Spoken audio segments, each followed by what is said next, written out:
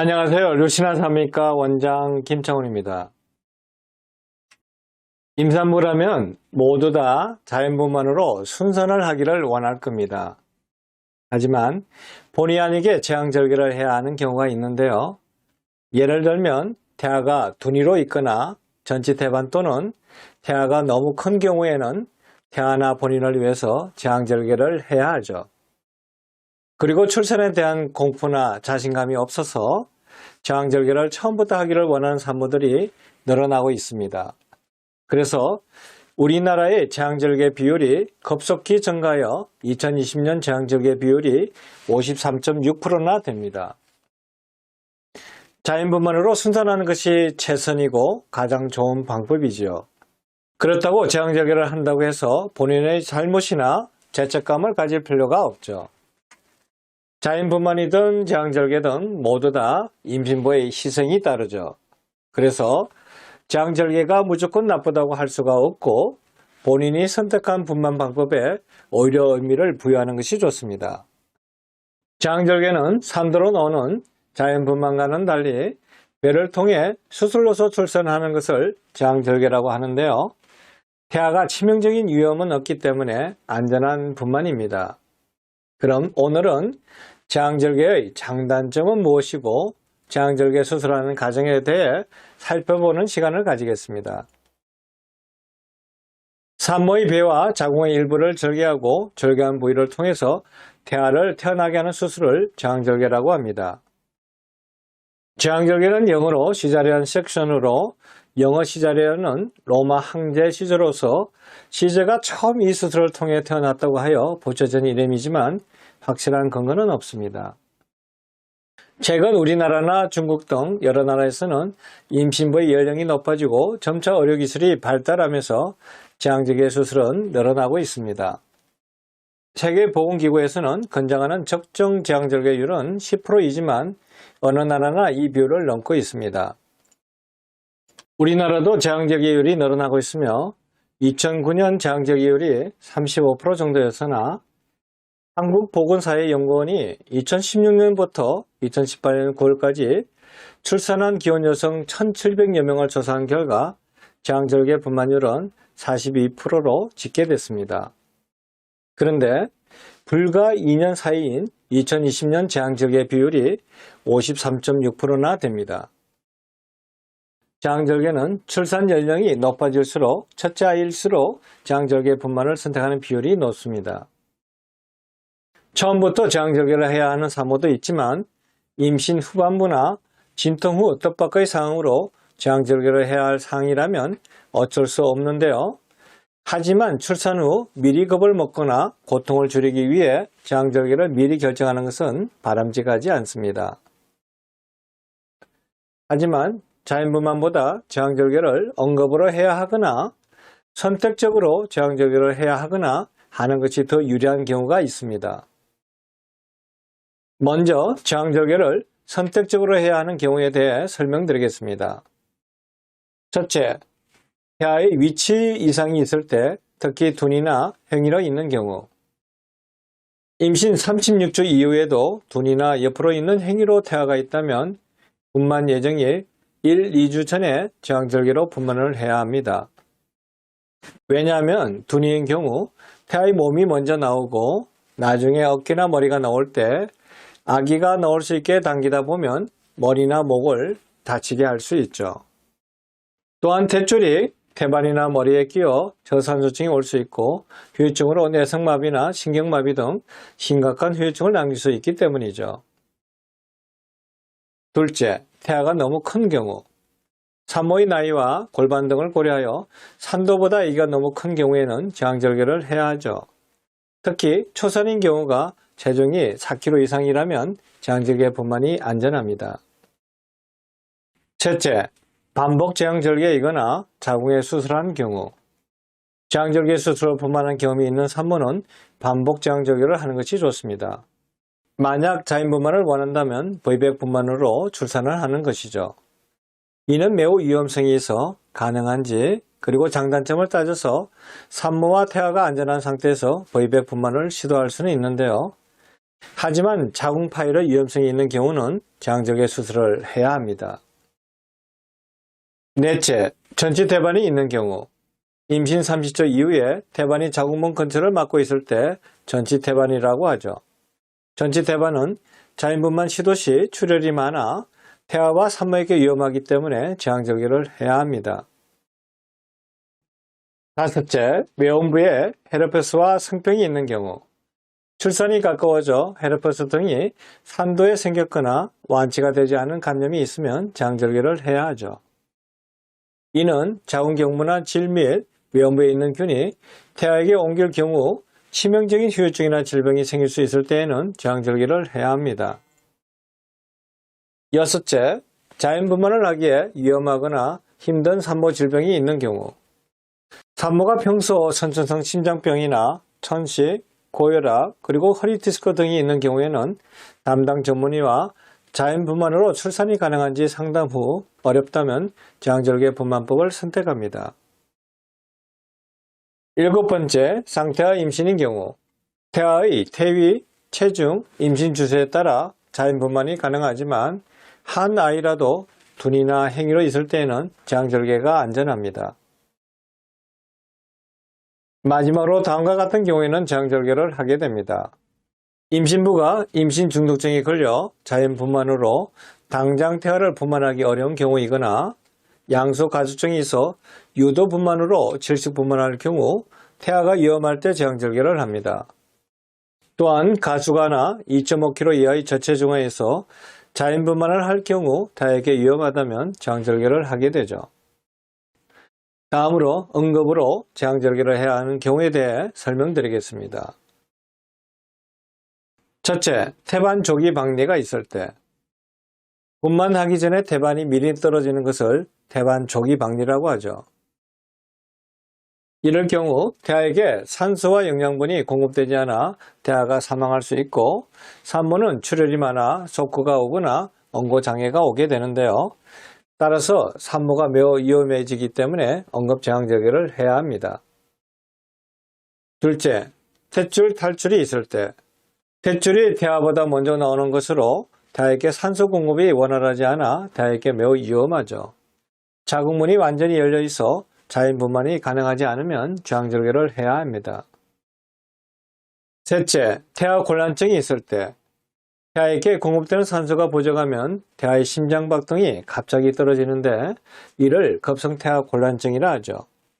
급성태아 곤란증은 태아에게 이상이 없다가 분만 진통이나 유도분만 중에 과도한 자궁 수축, 태반 조기 박리, 탯줄 탈출증 등에 의해 갑자기 생깁니다. 자연분만을 하는 도중에 급성태아 곤란증이 오는 경우가 많으며 태아에게 위험한 상황으로 응급제왕절개를 해야 하죠. 넷째, 태아가 산도를 빠져나오지 못하고 있을 때. 자궁문이 다 열려서 2시간이 되어도 못 나오게 되면 태아가 지치게 되고 태아가 위험하게 되죠. 이처럼 자연분만하기 위험한 경우에 제왕절개를 합니다. 다섯째, 태아가 분만 진통을 견딜 수 없는 이상이 있을 때. 임신 마지막 정기검진에서 태아의 심장 박동수, 태동의 상태로 보는 태아 안전검사와 종합진찰상 태아가 분만 진통을 견딜 수 없다고 판단될 때 제왕절개를 합니다. 여섯째, 자궁 파열의 위험이 있을 때. 진통이 강하게 오지만 진행이 되지 않으면 자궁이 간혹 파열될 수 있는데요. 자궁이 파열되면 아기를 잃을 수 있고 산모는 쇼크 상태에 빠지므로 이런 위험이 있을 때는 응급제왕절개를 해야 합니다. 일곱 번째, 분만 시간이 너무 지연될 때. 진통이 잘 오는데도 자궁문이 열리지 않거나 촉진제 등을 사용하여도 진통이 약하게 오는 경우가 있는데요. 이처럼 너무 분만 시간이 길어진 경우 태아에게 위험성이 있어 제왕절개를 결정합니다. 대개는 골반이 좁거나 산도로 내려오는 태아의 자세가 좋지 않아 일어나는 경우가 많죠. 여덟 번째, 분만 진통은 강하나 분만이 잘 진행되지 않고 난산이 우려되거나 태아 긴박증이 생겼을 때. 마지막으로 양수바수가 되어 자연 진통이나 유도 분만을 하여 24시간에서 48시간 지나도 진행이 안 될 때입니다. 지금까지 설명드린 경우에는 응급제왕절개 수술을 하게 됩니다. 자연분만이 가장 좋지만 어쩔 수 없이 태아와 산모의 안전을 위해 제왕절개 수술을 할 수 있죠. 따라서 제왕절개 수술은 태아에게 안전한 출산 방법입니다. 하지만 제왕절개를 하는 경우에 문제점도 있기 마련이죠. 따라서 제왕절개 수술을 할 때 생기는 문제점에 대해 설명드리겠습니다. 출산에 대한 공포가 큰 임신부의 경우 진통 없이 수월하게 출산할 수 있다는 생각에 제왕절개 수술을 원하는 산모도 늘어나고, 진통이 오면 견디지 못해 제왕절개를 하는 경우가 많은데요. 물론 수술을 하면 출산 당일의 고통은 겪지 않을 수 있어 좋지만 수술 후 수술 부위의 통증이 진통 못지않게 고통스럽다는 점도 기억해야 합니다. 또한 제왕절개 분만은 자연분만에 비해 산후회복이 느리고 검색해야 하는 시간도 있고 수술 후 통증 등 여러 가지 어려움증이 있죠. 그리고 수술이기 때문에 수술에 대한 후유증이 남을 수 있습니다. 산모의 체질이 수술 부위 염증이나 자궁이나 골반 쪽의 염증 등의 부작용이 생길 수 있죠. 그리고 마취나 수술 중에 출혈이 자연분만보다 많기 때문에 이에 따른 부작용과 위험이 따르게 됩니다. 그럼 제왕절개 수술 과정에 대해 간략히 설명드리겠습니다. 앞서 설명드린 것처럼 제왕절개는 산모의 배와 자궁의 일부를 절개하고 절개한 부위를 통하여 태아를 태어나게 하는 수술을 말합니다. 제왕절개를 하기 위한 수술 준비를 하고 나서 마취를 하게 되는데, 가장 많이 하는 방법은 경박의 마취와 수면 마취를 병행하여 하는 방법으로 산모는 30분 자고 나면 수술이 끝나 있습니다. 수술 시작 후 약 5분 정도이면 아기가 태어나고 산모가 원하면 아기를 볼 수 있으며 아니면 잠들게 되죠. 30분 정도 지나면 수술이 끝나고 회복실에서 보호자와 함께 있게 됩니다. 이렇게 수술을 끝낸 산모는 한두 시간 동안 회복실에서 있다가 병실로 옮기게 됩니다. 수술 후 약간의 물은 마셔도 되며 장에서 가스가 나오면 식사를 할 수 있지만 대개는 다음날부터 식사를 할 수 있죠. 수술 후 12시간이 지나면 조금씩 걷고 하루나 이틀째부터는 혼자 걸어보는 것이 좋습니다. 소변줄은 수술 후 12시간이 지나면 제거할 수 있지만 대부분은 다음날 아침에 제거하죠. 샤워는 수술 후 3일째부터 가능하지만 7일째가 되면 실밥을 빼게 되는데요. 그 이후 샤워를 하는 것이 좋습니다. 제왕절개 하는 방법에는 종절개법과 행절개법이 있는데요. 종절개 방법은 과거의 수술 방법이 발달되지 않을 때 한 것으로 수술을 빨리 할 수 있고 출혈이 적어 시행했지만 수술 상처가 커서 요즘은 거의 하지 않습니다. 행절개 방법은 우리나라에서 대부분 시행하는 방법이죠. 의료진마다 치골 위에서 절개 부위와 크기가 다르지만 상처의 흉이 덜 낫는 방법입니다. 그럼 제왕절개 수술 과정에 대해 자세히 설명드리겠습니다. 먼저 제왕절개 수술을 준비합니다. 제왕절개 수술이 결정되었다면 입원 전 피검사와 소변검사, 간기능 검사, 흉부 엑스선 검사, 심준도 검사 등 수술에 필요한 검사를 하게 되죠. 일반 혈액 검사 중 빈혈 검사는 수술 중 수혈 여부를 결정하기 위해서이고, 간기능 검사는 마취 방법에 영향을 주기 때문에 중요하죠. 소변 검사로 단백뇨나 당뇨 여부 등을 확인합니다. 만약 응급 제왕절개를 해야 하는 경우에 수술에 필요한 추가 검사를 하게 되는데요. 일단 수술 결정이 나면 입원 시나 입원하여 진통 중인 경우 산모나 보호자인 남편이 수술 동의서를 작성하게 됩니다. 수술을 하기 위해서는 8시간 전부터 금식을 해야 하는데요. 왜냐하면 위에 음식이 있으면 수술 중에 구토가 나고 위에 있던 음식물이 배로 들어가게 되면 흡입성 폐렴이 생길 수 있죠. 또한 기도 확보를 위해서 금식을 해야 합니다. 다음은 수술실에 들어가서 마취를 위해 경박에 마취를 하게 됩니다. 제왕절개 시 일어날 수 있는 응급상황에 대비하여 정맥 혈관로를 확보하고 무통 수술을 위한 경박에 마취를 시행하죠. 그 다음으로 경막의 마취가 다 끝나고 나면 세균 감염을 막기 위해 엄모를 깎고 복부를 소독합니다.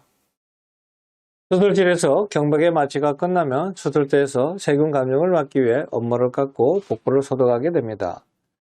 장절개를 한 경우 수술 뒤 하루 이틀 정도는 움직일 수 없고 방광에 상처를 주지 않기 위해 수술 전에 소변줄을 끼우는데요. 그리고 산모가 수술 부위를 볼 수 없게 스크린을 치죠. 그런 다음 링거를 통해 마취약을 투여해 마취시키면 수술 시작하고 5분 정도면 아기가 태어납니다. 장절개를 할 때는 일반적으로 경막의 마취, 척추 마취, 전신 마취의 세 가지 방법을 이용하여 마취를 하는데요. 경막의 마취는 무통시술이나 무통분만을 할 때 주로 하는 마취로 감각신경은 차단하고 운동신경은 보존하는 것으로 수술할 때 감각이 있어 장절개 할 때는 정맥마취와 병행하여 사용하게 되죠. 척추 마취는 주로 정형외과에서 다리 쪽 수술을 할 때 사용되며 장절개를 할 때도 사용하기도 합니다. 척추를 둘러싸고 있는 척추액에 약을 주입하면 적시 마취가 되어 수술을 하게 되죠. 전신 마취는 의식을 완전히 없애고 가스로 인위적인 호흡을 시키는 마취로 장절개 시에는 잘하지 않습니다. 일반적으로 경막의 마취를 가장 많이 하고 그 다음 척추 마취를 하는데 이 두 가지 마취 방법은 국소 마취로 의식을 잃지 않아 장절개 하더라도 바로 아기를 볼 수도 있습니다. 드디어 장절개가 시작되고 복부를 행절개 방법으로 절개합니다. 먼저 치골결합 부위의 위쪽 1에서 3cm 정도의 복부를 가로로 10cm 길이로 절개하여 복막을 열고 들어갑니다. 그리고 태아를 분만시키기 위해 자궁벽을 절개하는데요. 태아가 있는 자궁벽을 태아가 나올 정도로 역시 가로로 절개하죠. 그런 다음 태아를 자궁에서 꺼냅니다. 장절개 부위에 양성 손가락을 넣고 잡아당겨 자궁 하부 조직을 분리하죠. 손을 집어넣어 태아의 머리 위치를 확인한 다음 태아의 머리가 자궁 밖으로 나오도록 배를 누르면 태아 머리가 나오게 됩니다. 머리가 나오면 어깨가 빠져나오고 계속해서 어깨를 잡아당기면 몸 전체가 빠져나오게 되죠. 태아 몸이 모두 빠져나오면 대추를 자르고 아이의 입과 기도에 남아있는 이물질을 허비칸을 써서 뽑아냅니다. 그리고 아기가 울게 되고 아기를 보온기에 옮겨 아기에 대한 기본 처치를 하게 되죠. 그런 다음 태반을 꺼냅니다. 아기가 완전히 나오면 태반과 양막을 자궁벽으로 분리시킨 뒤 덜어내죠. 그리고 나서 수술 부위를 봉합합니다. 수술 부위 봉합은 여러 단계에 걸쳐 진행되는데요. 자궁 봉합에서 복부 봉합까지 모두 7에서 8단계로 끝입니다. 자궁 봉합이 끝나면 자궁을 제자리에 넣고 피하 지방을 가자리니 정리한 다음 겹겹이 차근차근 깨매 나가죠. 이때에는 체내에 흡수되는 실을 사용하며 마지막으로 겉피부를 보호할 때에는 피부 표면에 흡수되지 않고 제거해야 하는 실을 주로 사용합니다. 최근에는 실밥을 뽑지 않고 피부에 녹아들게 하는 방법도 있죠. 드디어 수술이 무사히 끝나면 감염을 막기 위해 봉합 부위를 소독하고 창성 밴드나 흉터 예방 밴드를 부착합니다. 자, 오늘은 장절개에 대해서 자세히 알아봤는데 어떠셨나요? 장절개에 대해서 막연히 두려워하기보단 장절개에 대해서 정확히 알아야 자연분만으로 출산을 할지 그리고 장절개로 분만을 할지 옳은 선택을 할 수 있죠. 그리고 장절개를 어쩔 수 없이 언급이나 선택적으로 해야 한다면 수술에 대한 두려움을 없애야 하겠죠. 장절개로 분만이 결정되었다면 수술한다는 생각보다는 태아의 안전을 위해 하는 탄생 과정이라 생각하시는 것이 좋죠. 똑같은 분만이지만 장절개라는 방법으로 태어난다고 생각하시는 것이 임신부 본인이나 태아에게 유리합니다. 마지막으로 장절개를 해야 하는 임신부에게 오늘 강의가 도움이 되길 바라면서 이만 강의를 마칠까 합니다. 오늘도 행복하세요.